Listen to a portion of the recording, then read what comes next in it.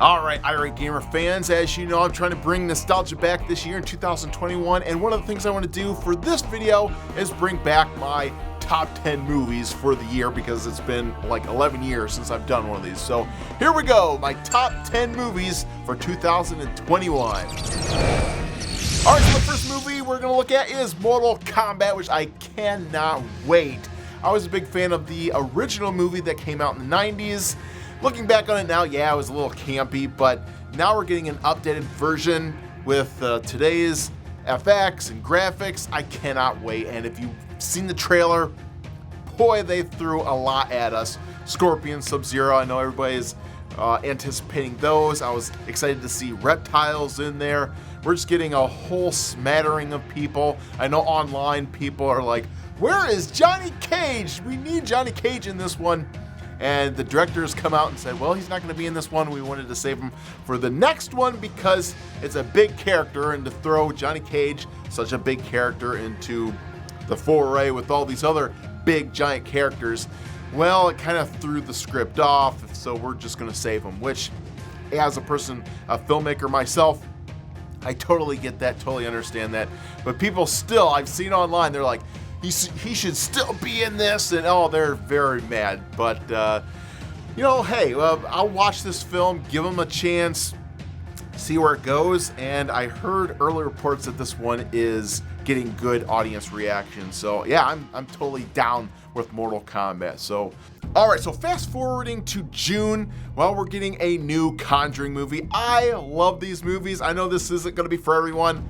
Look, I'm a big fan of paranormal horror type movies, and Conjuring 3, this is right up my alley. I guess in this installment they wanted to do something a little bit different than you've seen previously. So this one's going to have a court setting, and it just explores the further adventures of Ed and Lorraine Warren. So this is going to be very exciting, based on real events, and tons of jump scares, I'm sure, throughout. So I'm very excited for that one. All right, next up is Black Widow, which releases in July. And boy, I've been waiting a long time for this movie. It was supposed to come out last year, but of course, COVID got us all, unfortunately. So they decided, hey, we'll wait a year and we'll start phase 4 in the movie theaters in 2021, which I think is a great timing, by the way. I'm glad that COVID didn't impact Endgame, because man, that would have been a clusterfuck beyond recognition. But yeah, so Black Widow, I've seen people debating online whether it's going to be good or not. Hey, we'll give it a chance. This could be good. I guess Tony Stark has a small role in this one, and don't get too excited, because the events of this film takes place in between, I think, Civil War, around that time frame. And we're also getting a little backstory of how Black Widow came to be, and the main bad in this one is the Taskmaster, which I remember he was in the Capcom vs. Marvel 3 game. That's how I became aware of this guy. I was like, who the hell's Taskmaster? So yeah, they kept throwing him in my face over the next couple years, so I guess it's kind of fitting that he's finally showing up in the MCU. So yeah, July with Black Widow. All right, so next up is Space Jam 2. I'm actually excited about this film. I was a big fan when the original came out, because I grew up with Looney Tunes. I was a big fan. I'm like, oh, I want to see these guys on the silver screen. And looking at the sequel, I don't know if this is going to be as good as the original, because the lead this time is LeBron James, and I don't know if he's really as charismatic as Michael Jordan. I mean, Michael Jordan had a presence on film. That's just what I remember growing up in the 90s. So I guess we'll see. But looking at the trailer, I mean, it looks good so far. I mean, wow, when I watched this trailer, I was really surprised to see the Hanna-Barbera characters showing up in the background. Jabberjaw, the Flintstones. I also saw the Herculoids at one point. I was like, the Herculoids, what? So that kind of blew my mind. And what I thought was really funny, now I thought the controversy around this so far has been the inclusion of Pepe Le Pew, which cancel culture had narrowed its sights down on now, which I could think is complete bullshit. They're like, oh, he's a womanizer. It's a cartoon skunk. Get over it. So I think it's really, really damn funny that when the trailer dropped, a lot of people started pointing out, hey, wait a minute, how come Pepe Le Pew can't be in this movie, but the guys in the background from Clockwork Orange, which, were beat women and all this stuff, how did they get in this movie? So I love people calling Warner Brothers out for what this is. you know, a bunch of BS. So yeah, kudos to those guys that even found that. I'd never made that connection, so yeah, that was pretty cool. But as far as the movie goes, yeah, I cannot wait for this one. It looks great. It looks like Bugs Bunny and the rest of the cast are going to be digitized and in 3D, so that's going to be interesting to see play out as well. So yeah, I guess we'll see. All right, so next up is Suicide Squad 2. Absolutely not. I hated the first one. Why would I go see the second one? I think, Warner Brothers is just screwing up royally the DC lineup. Suicide Squad 2, yeah, I know they got recognizability from the first film. Now they're just throwing this at us. I think this is just a pure money grab. It's going to be terrible. I don't want to see Suicide Squad. I'd rather see something more recognizable like Green Lantern or The Flash, which I know is coming next year. But, oh, come on, DC, what the hell are you doing? This is the perfect opportunity for you to strike because Marvel... You know, I'm really unsure about Phase 4 in Marvel. I don't think it's going to hit. I could be wrong. I don't think Phase 4 is going to hit like 3 did or the previous phases because, I mean, look at their slate. We'll talk about that a little later, but, oh, man, this is a perfect opportunity for DC to make up that distance between them. And, oh, my gosh, they're going to give us Suicide Squad.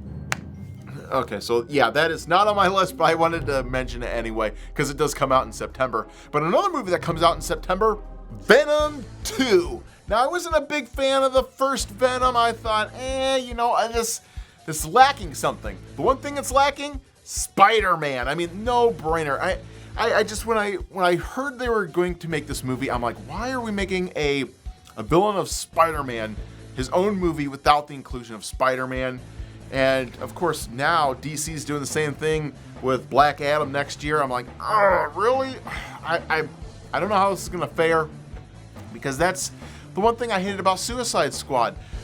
Batman was in one scene. I'm like, wow, that one scene just stole the show for me. That scene should have been the whole movie. So, but what do I know? I'm just a goofy YouTuber.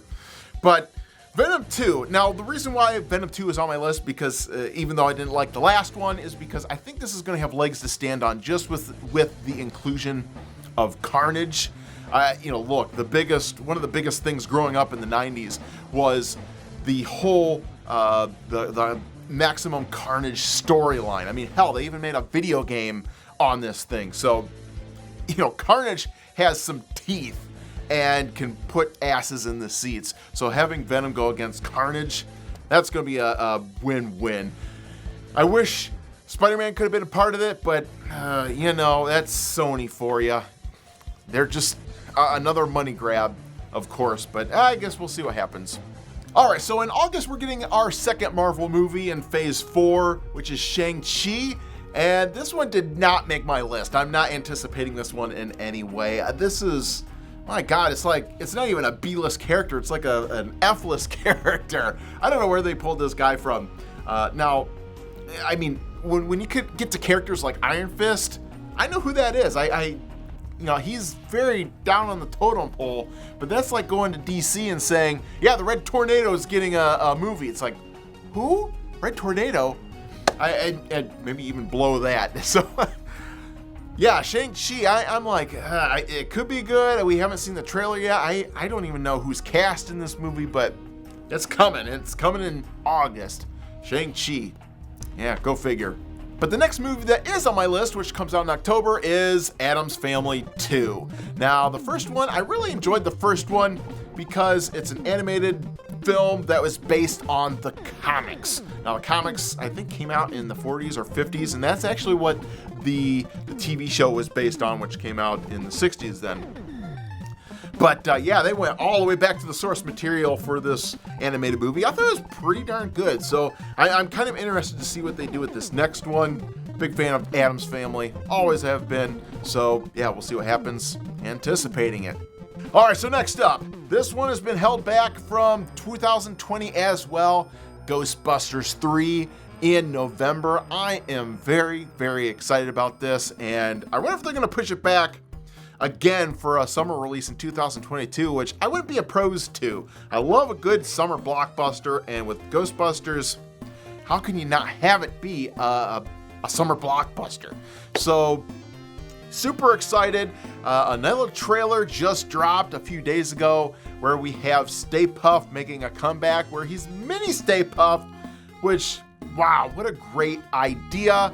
Just because we've seen the impact of Baby Yoda in The Mandalorian. Baby Yoda alone has revitalized the Star Wars franchise to what it was back in the 80s.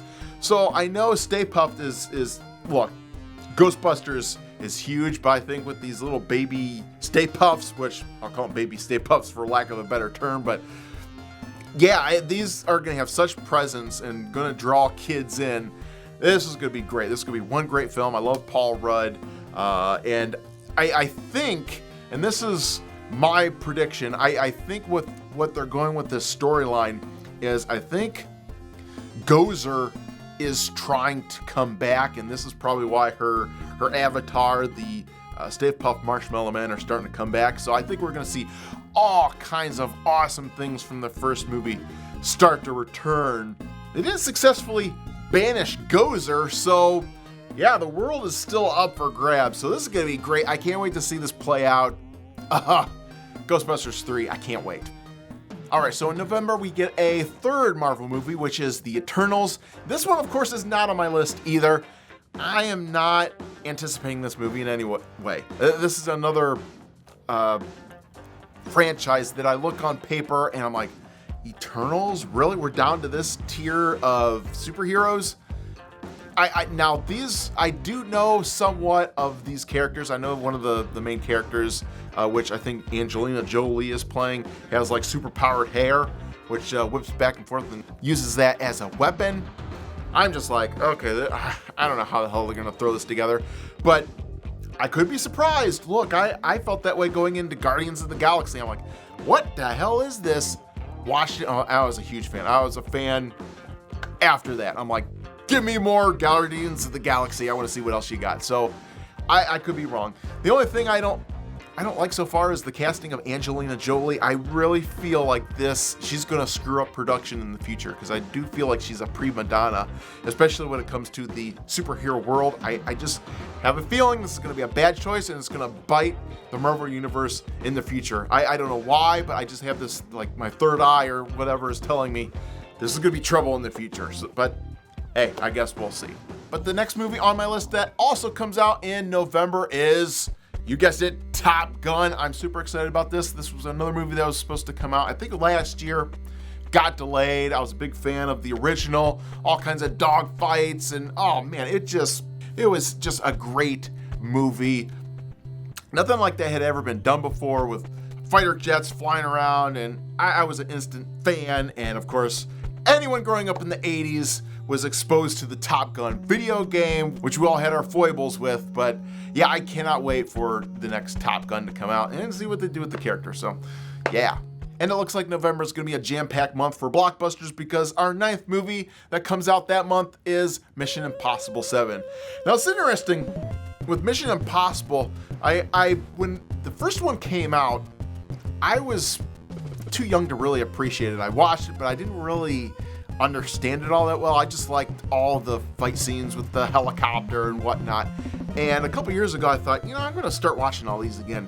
And during the whole COVID lockdown, I went back and watched the first 6, kind of back to back. And I was blown away. I'm like, wow, this is a really great series. I'm surprised I never got into this before. So I'm really excited for the 7th. With the number 6, they started to bring back a lot of the characters that were in the previous movies, but I guess with number 7 here, it's gonna be a complete free-for-all of bringing back all these old characters that you remember from the past films. And I think it's interesting because number 7 and number 8, I think they might be connected because number 8 comes out 1 year later. So I'm not sure how all that plays out, but yeah, Mission Impossible 7 in November. And then that, of course, brings us to movie number 10, Spider-Man 3. I cannot wait. Now, this comes out in December, which I kind of wonder if they're going to stick to that schedule. I mean, to me, Spider-Man has summer blockbuster written all over it. So if this gets moved to 2022, do not be surprised. We'll see what happens. But Spider-Man 2 left us with a great cliffhanger. The identity of Spider-Man was exposed to the public. So where does that go from here? Totally excited. I know one of the leaks or reveals or rumors, I'm not sure if it's been substantiated or not, is that it's going to feature the multiverse of Spider-Man. So they're thinking that the other two Spider-Men might show up in this as well. Tobey Maguire and I forget the other guy's name, but they're thinking we're going to have, Spider-Man 3 Spider-Mans. This is going to be crazy. I can't wait. This is going to be awesome. And it's just weird because DC has also announced that with their Flash movie, they're trying to get Michael Keaton back and Christian Bale for another multiverse type thing with their Batman.